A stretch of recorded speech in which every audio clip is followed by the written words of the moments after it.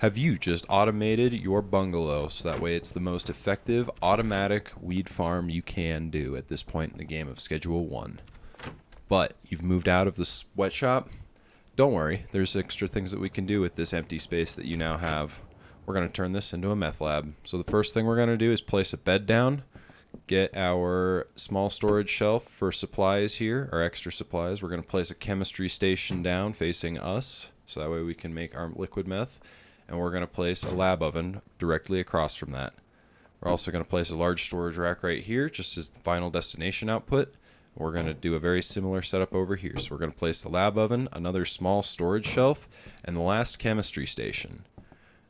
We're also going to place a couple of mixing stations, just that way when we have our finished product, we can manually mix this up, as that will take a little additional time.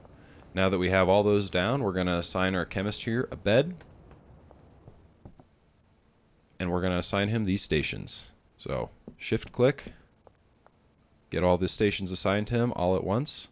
Now we need to manage these guys so that way they can make their liquid meth and set the destination out to the lab oven. Now the lab oven is going to output to the large storage rack so we can have our finished product all nice and neat waiting for us so we can mix it up. I'm going to specify this other setup over here so it's mimicking the last setup. Liquid meth into the lab oven into the drying rack, and this is your setup. This is the fully automatic setup, so that way all you have to do is collect your finished product and mix it. All we got to do left is we're going to take this Pseudo, Phosphorous, and acid, and we are going to stock up our shelves. So stack of 10 for each, Pseudo, Phosphorous, and acid. We're not going to do the begin because it's not our job anymore.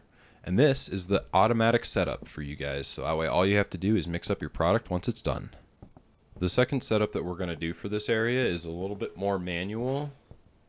But I like that setup a little bit more just because it produces a much higher batch count. So you're able to just mix up everything all at once and get that taken care of rather than, you know, constantly having to just mix up new supplies like every night or so.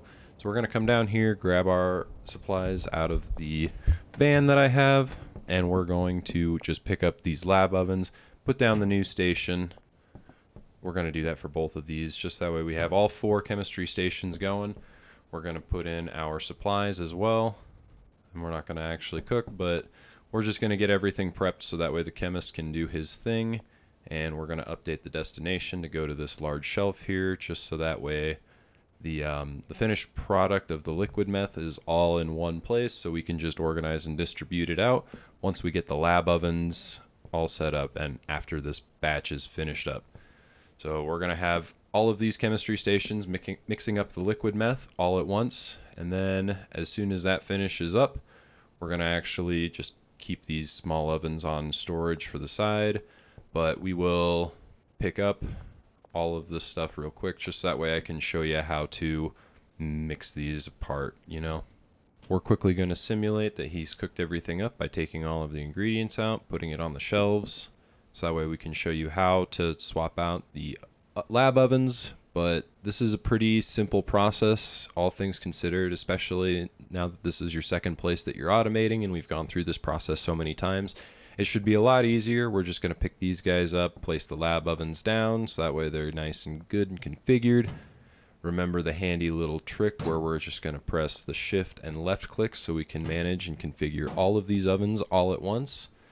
And the only thing that's left after we get these guys managed and configured so that way they're properly destination outputting and we've stocked them up, then all that we have left to do is sit and wait and be patient. Once everything's done, we'll just mix it up and turn it into higher costing product.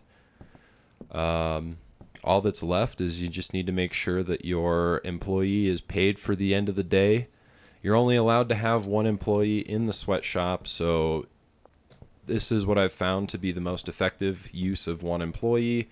There's no manual work that you really have to do other than swap out the lab ovens and the chemistry stations, do a minor recipe reconfigure, tell the chemist to put his goods into the proper shelf, and then you're done.